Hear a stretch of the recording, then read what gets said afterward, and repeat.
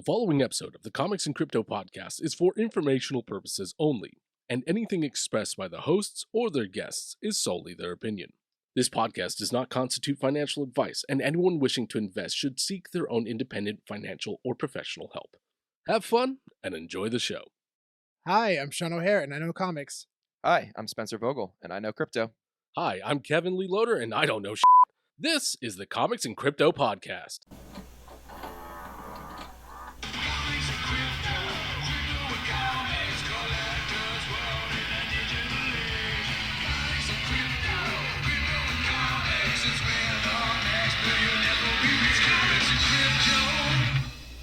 What's going on, everybody? We are back with another VHS episode with our good friend Ethan, aka Graded VHS. What's up, buddy? Yeah. How are you? I saluted you. You did. What is Oh, Kevin? good to see your face. Oh, I got the other hand. A double for the audience. Yeah, we just got back from Fan X. What a weekend that was. That was I wasn't quite with the them, adventure. just for the record. You were there in spirit. I wasn't. I was sleeping, but You were there by my frantic phone calls. yeah, exactly. Tell us about it. What went on down there? We went down there, got some amazing signatures from incredible artists, including the cast of Back to the Future, which was just so surreal. My gosh, we met Don Bluth, the director of Land Before Time and American Tail, Rockadoodle, which is one of my favorites. Kevin's favorites too. He loves Rockadoodle. Can't stop talking about it. We met Chris. What is Rockadoodle? See? Are you serious? Are you being serious? No, it's an animated film that came out in like the 92, 93, somewhere around there. It was just a childhood favorite for me. Sounds like Chicken Run with less Nazi references.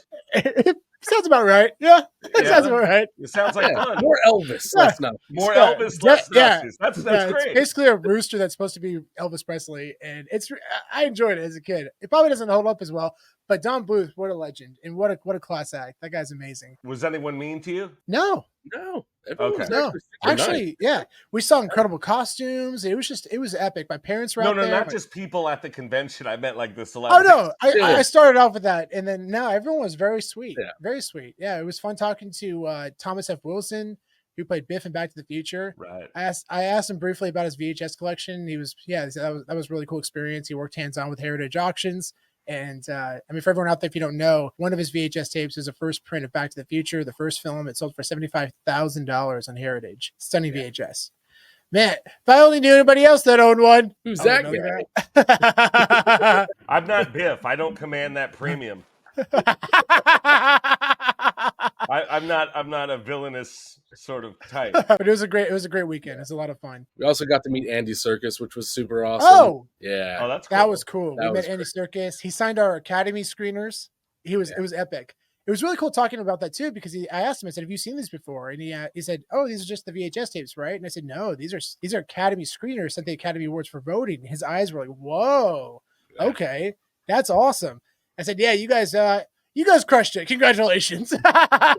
Everyone out there, if you don't know, they won 11 for 11 and tied for the most Oscars of any film in history. And they're tied with Titanic and also Ben-Hur for 11 Academy Awards, except they went 11 for 11. They swept the Oscars, which is just unreal. And we may never see that again. That was just unbelievable. But anyways, today's episode. How many did Rockadoodle Billy win?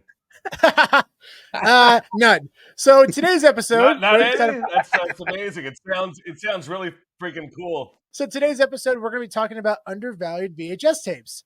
Very excited for this Like topic. Rockadoodle.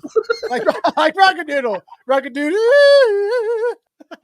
Yeah, it's a great. It's a musical. It's a musical. Anyways. Really? But yeah, really excited for today's episode because we're going to talk about the most undervalued VHS tapes. You know, we've talked about this together. There's a lot more that we're excited about, but here's 5 that we're really excited about. We're probably going to do more episodes than just this. And this specific collection is going to talk about overall genre and also individual tapes. So it's a combination of the two. Boom, number 5. So coming at number 5 is the magnetic VHS tape. And by the way, there is no particular order for these VHS tapes in the sense of like one's better than the other. These are just 5 that we're talking about. This is not a ranking. So I'm be very clear about that. You know why I sent you that tape? Why's that? Magnificent, magnetic. You get the Oh, yeah, I got that. ah, yeah, the mags of the family. yeah. Didn't go over like I thought it would, but whatever. First released in 1977, they were purchased by 20th Century Fox in 1979, and this collection carries a lot of first prints, including Hello Dolly, The Magnificent Seven, the copy which you see above, and also Carrie, The Omen, Casablanca, and these are some of the earliest known VHS tapes in existence. And the first domestic VHS tape, thank you, Ethan, for clarifying this, by the way, is Hello Dolly. Fun story. Mikey Halperin, a legend of VHS collecting and collectibles, who shall live forever in all of our hearts. He and I were arguing because he kept telling me that The Sound of Music was the first VHS tape, and I'm just like, no, dude, it's absolutely not. Like, what are you talking about? And then we figured out that on the 79 copies of these magnetics, they list the order of all the movies, and everyone's going by these. And the first one was The Sound of Music, and it made sense. Unfortunately, the first run was, the 77 tapes, and those listed Hello Dolly as the first tape. And of course, then we found a list of actual magnetic releases, and Hello Dolly is the first. So that would be the first domestic VHS tape. So if you get your hands on that, that's pretty sweet. That's a really cool piece of history. Yeah, all these VHS tapes are really valuable. And I think you probably can find some very undervalued CIB, which means complete in box. They're opened. People aren't really putting a lot of value on CIB right now, but as we see in the video game market, there is a lot of value. A lot of value in CIB. Like, for example, we saw the very first Super NES, or just NES. It's just NES, right? Nintendo Entertainment System. Yeah. Of Zelda, that sold for, I think, $300,000-$400,000. Don't quote me on the exact number. But it was in the hundreds. It was in the hundreds of thousands. It was a lot of money, and we've seen CIB sell for up to $27,000 recently. It was a high grade, but still, I mean, complete in box. It's a big deal for collectors. So there could be a lot of value in CIB, especially with the really rare tapes. And there's a big collection of first editions in magnetic. One of the strongest tapes, actually, and it's a coincidence because I believe Kevin owns it. Is when you think of the first Star Wars, a lot of people will talk about the 82 commercial release, but it's not. It's that magnetic making of Star Wars. And I think that's just an amazing tape. I mean, think about that. I mean, whether CIB or sealed doesn't really matter. I mean, that's the first Star Wars VHS right there. That's crazy. That was one of my favorite finds. Man, I can't believe I don't have one of those. I mean, that's just me. I'm being honest. I mean, I have nothing to, I'll tell you guys when I'm pumping up my own stuff. And what's cool is on the back, it actually shows a list of VHS tapes. What's the list first? Sound of Music? So that one's the Sound of Music list. Sound of Music. Oh, so that's the fake list. Yeah, yes. so that's the well, it's the second release. That's the second list. That's so that would be a 79 or an 80. Hello Dolly is right there. Don't worry, Ethan. Hello Dolly is right there. Well, that's actually not. That's the 79 Hello Dolly. That's the second print. Yeah. Good point. Yeah, there were second prints and everything, so you have to be careful when you look these up to make sure that it's like the 77 or 79. Right. Yeah. And usually they're really clearly copyright marked on the back right corner or left corner. Yeah. So make sure you keep an eye on that so you know that it's a first print based on the dates. So that's a good indicator right there. Number 4, demo and promo screeners.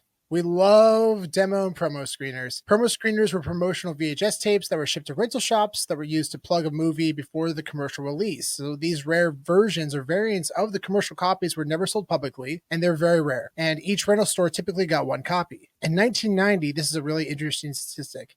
In 1990, the Video Software Dealers Association reported around 31,000 video rental outlets, and we anticipate this is probably the peak. This is the most rental shops in America. If we take this number, potentially the highest number, we could presume that this figure would approximate about 31,000 copies for each variant at the peak. So you probably anticipate a lot of these are much, much less, which is really exciting. And not to mention how many of those, that's one per store, how many of those stores open theirs. Yeah. Right, exactly. They were meant to be open and viewed by the stores to see if they wanted to carry the movie. Yeah, exactly. If I'm looking, I need to make money on my investment. I'm going to see the Spike Club. I'm going to say, this guy's handsome. I mean, I want to make love to this man. He's good looking. And Brad Pitt's all right too, but Edward Norton is just, Jesus Christ. But I need to see the movie to make sure my customers are going to like it, or I just want to see the movie for free. So I'm going to watch the screener. Why not? No one thought these would have any sort of collectability whatsoever. So there was nothing. And you got to imagine, these movies cost $100 when they came out. I mean, Terminator 2 cost $100. I'm not sure what the price point was on a lot of the other ones, but they were expensive. So, you have a chance, just watch it for free. Open up the screener. It's You a know, why no-brainer. would anyone keep it sealed? So think about Yeah. that 30 is the highest watermark possible, but Yeah. Jesus, I mean, it's got to be a much, much lower number. Yeah. Yeah. And it was really special too. You know, like this copy, for example, so everyone out there knows in terms of value, this copy sold for over $1,000 in Heritage. No, it Over didn't. That's $1,000. in my living room. Oh no! Oh, sorry, not this specific copy, but a version of this copy. I was like, Graded. you're a big liar. You, sir, are a liar.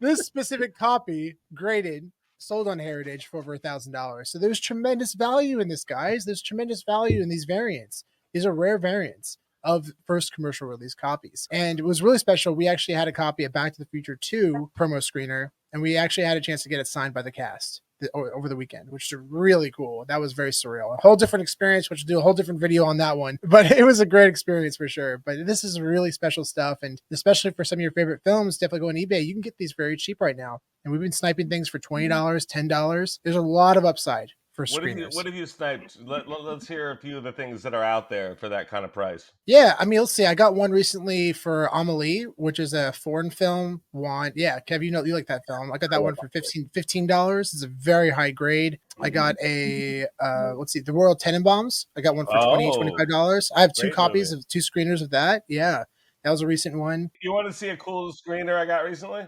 Oh, please, yes. Yeah. All right. Let me nerd out. Still, I haven't unwrapped it. I saved the unwrapping for this. Ooh. Oh, handsome bastard. Yeah, the big screen. Oh man. What? So this is the sealed first print. Yeah, a screener. Ethan, go ahead and just tell us what this is. What is this?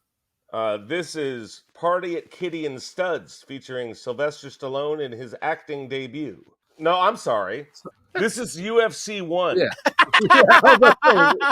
The promo screener, not the pornography starring Sylvester Stallone. This is the first Ultimate Fighting event and the promo screener of it. Did not come out in 94, as a lot of people think it did. Came out in 96. And you want to know a secret? Yeah. UFC 2 through 5 came out before UFC 1. Wonder why. It's so crazy, right? You guys don't seem to think it's as crazy as I do.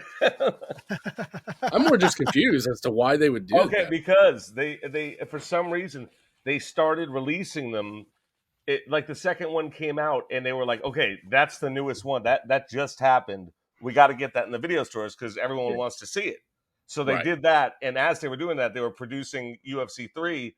So they just kept going, and then once they got to 5, they were like, you know what, everyone wants to see 1, and why haven't we done it? That's ridiculous. But on the poster, the video store poster for 1, 2 through 5 are on the bottom. Wow.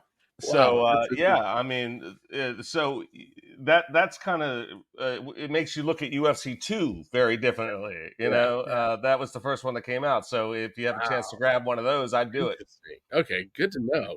Great purchase. Congratulations, buddy. Yeah. Awesome. Thank you very much, man. That's awesome. Salute. Number 3. Critters number 3. Why Critters number 3, guys? That is so weird. Why about Critters number 1? I love Critters number 1. I wouldn't. You can switch them, but great. I love First Critters is great. Yeah. Now, what's really special about this one, specifically released in 1991, is the first appearance of Leonardo DiCaprio. These are things that we really believe in. First appearances of actors in films. We think that's something that's very special that people will put premiums on in the future. Again, it's speculative. It's very speculative at this point, but we do think that the people will pay premiums for these copies. We've already seen it with Critters 3. Yeah. So we know that people are putting value on the first appearance. They're not putting value on Critters 3. They're putting value on it being the first film with Leonardo DiCaprio. Yeah. Critters 3 is a garbage movie, so it is all about Leonardo DiCaprio. Understand that right now. It's not like... Yeah, it's not like you have to separate and be like, well, it's an amazing film, but there's also it's Leonardo. You could remove the movie. Yeah. And I put my money where my mouth is. Like, I really believe. Yeah. I believe there's the screener. Oh, is that a screener? Oh, wow. Oh, wow. Did you buy that in auction? Yeah, it was an eBay. I think I saw that and I was going to go for it. So congratulations. I'm glad that you got it. Thank you. I really think that across different media, especially video games, music, and VHS movies, beta, all that stuff. I think first appearances, are amazing. And 98%, I think, of the people who I've spoken to in the hobby have a lot of fun with the idea. Yeah. And I mean, when you look at that Super Mario's first appearance is in Donkey Kong, I mean, like, how much fun is that? It's just, when you track this stuff and find out when Tom Brady first appeared in a video game, I mean, there's just potential for such a huge market, and it's worked in comic books, and it's just as fun elsewhere. People put tremendous value on first appearances in comic books. It's everything. And and to Ethan's point, you're starting to see that across different mediums. People use that language: first appearance of Yoshi, first appearance of Mario, and also, I mean, look at sports games tickets. The first appearance of Michael Jordan in an NBA game. Yeah, that's those tickets have sold for $500,000. Yeah. So people put value on first appearances, and we think that they will do the same for film. It only makes sense. What did that Jackie Robinson ticket go for? $500,000. That was his debut, his first appearance in an MLB game. Yep. About $400,000 to $500,000, somewhere around there. Yeah. Big time ticket sale. So. Yeah, you know what? It's not. It doesn't make us geniuses to see this coming. I mean, I mean, it's already here. So I mean, have fun with it, guys. It's great. It's great fun to search for this stuff. Yeah, and it's really exciting too because it's fun. You get to look into see what films that actors have been in for the first time. Is it a relevant film? Sometimes it's not. Sometimes the first films that actors are in weren't very well known, but sometimes they are really well known and sometimes Academy acclaimed. Like for example, Tom Holland's first film. What was his first Black film? Hawk Down. No, close. Not close. Wait, let me guess. Hold on. No, I don't know. Tom Holland. Is it something like Black Hawk Down? Not even close. Is it Rocky's the chicken? No. Close to Rocky Doodle. No, it's The Impossible. The Impossible. It is a Academy Award-winning film about the tsunamis in Thailand, and the film was released in 2012. Why didn't you warn us before we started making jokes, dude? Like, this is going to be serious, so maybe quiet for a second. No, we'll pivot. We'll pivot to the more serious tone now. The movie starred Naomi Watts and Ewan McGregor. And Tom Holland's first movie was The Impossible. Now, what's really cool is that there's sealed DVD screeners of The Impossible out there, Academy Award screeners, which we're actually able to get. So now you have a first appearance, a sealed Academy Award screener with arguably one of the biggest actors in the world right now. And he'll probably be around for a while. He's still a very young guy. Very much got a great head on his shoulders. You know what I like? I like the Critters 3s and the Children of the Corn 3, I think is Charlize Theron. Like Johnny Depp's is like Nightmare on Elm Street 1. Like what? Yeah, if I'm that's buying awesome. the first print of that, it's awesome. But if I'm buying the first print of that, it's for the movie. I don't care. But that's additional value. But I love that because it is. I do. Oh no, that definitely $1 extra. Sure, because because of Johnny Depp. Nope. Because the value, but it's already expensive VHS tape as it is. I think it's all the movie. I don't think it. I think there's a balance, and I think once you tip to a certain point, the movie takes over. I think like the first Star Wars, I'm sure it's somebody's first. It's not Mark Hamill's, by the way. That would be Wizards. That would be Wizards. But I'm sure it's somebody's first appearance. But who knows and who cares? It's Star Wars. Well, I agree. But I just think it's additional value that people could put that on. It depends. We'll see if this market takes off. But I do think that people could put additional value, especially if they put it on the label. But if you turn it around and you say like.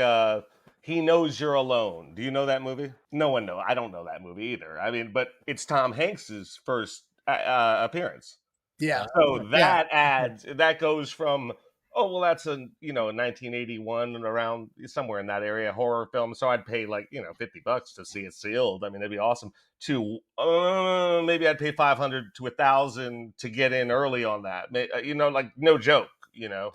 But the way I would describe it is, it's like a nice, beautiful cherry on top of an already delicious cake, right? So it's like the VHS for Nightmare on Elm Street is already valuable. It's already fantastic, but this could potentially add additional value. So it's nice. It's nice to know that. But again, speculative. I like arguing about stuff. I enjoy it. I think I love that you have a different point of view. I think it's very interesting because people are going to have different points of view about this stuff. I just think that there's a balance where once you tip to a certain side, the movie takes over. Yeah, and I agree. And I think there will be more value put on the first print of Nightmare on Elm Street. I'm not saying that value. Oh, no, I'm agreeing with you. I think there's just two ways to look at it. Yeah, no, I agree with you. Totally, I can totally see someone going, and it's Yeah. Johnny Depp's first appearance. Like I can totally. Exactly. It depends on the person. Totally. Totally, 100%. And I mean, another example is Leprechaun with who's that, Kev? First appearance? Jennifer Aniston. Yeah, Jennifer Aniston. I couldn't think Oh, of her Jennifer name. sorry, you said There you Kev, go. and I answered. Jennifer Aniston, yeah. Because I That was couldn't think of her nice. name. I was like, But there what's you her- go. I kept saying Friends in my head. Friends? And Leprechauns selling for a premium too, and I think it's a Yeah. lot of it has to do with her first appearance. Also, it's a cult classic movie. It's a horror cult classic, but at the same time, I was just about to say that was like right down the line from Nightmare on Elm Street. He went straight to Leprechaun. And he went right to that example. But this is a cool VHS tape, and we'll definitely see how far it can go. I mean, this is definitely a good foundation for people to look at in terms of first appearance. Follow the value of this film, and you could potentially see where this market goes because people are already putting a premium on it. So it'll be interesting. Number 2, SVHS tapes. This is a Top Gun SVHS tape from 1992. It's labeled VHS Super Source Video, and SVHS is also known as Super VHS. It's technically a separate format. So, Ethan, what are SVHS tapes? SVHS was a separate format. You know, they were like, we like VHS, but we can do it better. And you know what? They were wrong. They couldn't. No one liked it. But it was like high def VHS, and they called it was Super Source Video. SVHS, they obviously took the S. They were like Super VHS, and that's kind of how collectors have known it. That's how I was introduced to it. Top Gun and The Last Crusade, I think, are the two biggest titles. Top Gun being the one you'd want a gun for in SVHS, but they are super rare. You look at them, you can miss them. You know, look for that SVHS. On Ghost, it's sometimes just a sticker on the back, a gold sticker that says distributed by Super Source Video. So these are fun things that can get by you, but that are fun to take a look on eBay or somewhere else and just see if you can find one. I'm definitely going to look that up. Why not? He's definitely playing the more of the scarcity factor, but again, you know, this is part of pop culture. It's part of history, and it probably is meaningful for a lot of people. Coming in number 1, which is not ranked, The Little Mermaid VHS from 2007. This is part of the Disney Movie Club collection, which we're also very excited about. One of the last Disney VHS tapes ever released commercially. And also what's really special about the Little Mermaid copy, this specific copy, it's actually the last Walt Disney Animated Studios VHS ever released. Very interesting, because the last one, which people put tremendous premiums on right now, is Cars. That's technically the last Walt Disney film ever released on VHS, but it's not the last Walt Disney Animated Studios, which is The Little Mermaid. Gotcha. Let me tell you a little something. Cars carries the huge premium, right? We see it go for 5 figures, right? Okay. What years is Cars from? What year? 2007. 2007, that's correct. How many other movies are from 2007, American VHS? I don't think there's, in terms of Disney or just in general? Disney or anything else? Publicly, commercially, I don't think there's any. There's one. The Little Mermaid. Oh, yeah. Out of the whole Disney movie club, they were all 2005 and 6, and then The Little Mermaid and Cars fell after 2006 and came in 2007. So one would imagine, this is why I wanted this on this, undervalued list. One would imagine that The Little Mermaid might carry a premium similar to Cars, because not only is the last animated studios release, whereas Cars is not, but it's also one of the only 2 2007 releases, period. Oh, wow. So I think people who are buying this at around $400, I've been seeing it going for. I think they're getting an insane deal when Cars is going for $8,000, $10,000, so whatever it's going for. Totally agree. Yeah, and it's a really nice copy. Full transparency, we actually own one as well. Very excited for this entire collection. I mean, even the 2006 copies I think could do very well. Like the Lady and the Tramp, for exple. You can get those for like $50 sealed on eBay. My grandma watches these things that we film. She does. Her name is Boppy. You should say she's your oldest non-dead viewer. Her name is Boppy. She's 99, and you should say hi, Boppy. Hi, Boppy. Okay, thank you. I appreciate that. She's real. I'm not joking. She does watch. Thank God. She does watch these. Yeah. Well, there you go. Those are 5 undervalued VHS tapes that we're excited about. And we'll do more of these episodes because there's a lot of other ones we're very excited about. But here's 5 that we're very excited about. Ethan, thank you so much for coming on. As always, such a fun episode. Thank you for everybody for watching. It's my pleasure. Thank you for having me. Make sure to follow Ethan on Instagram at GradedVHS. And if you haven't already, subscribe and follow us, huh? Do that too. That's nice. You guys, I'm just lucky to be here. Comics and Crypto is the biggest thing in collectibles. I mean, more than the collectibles even, you should be in it for comics and crypto. So like and subscribe and do the bell thing because you want to know when the next thing is coming out. I love this channel. You will too. Keep listening. Thank you. See you on the next one, everybody. Thanks again. Bye, Poppy.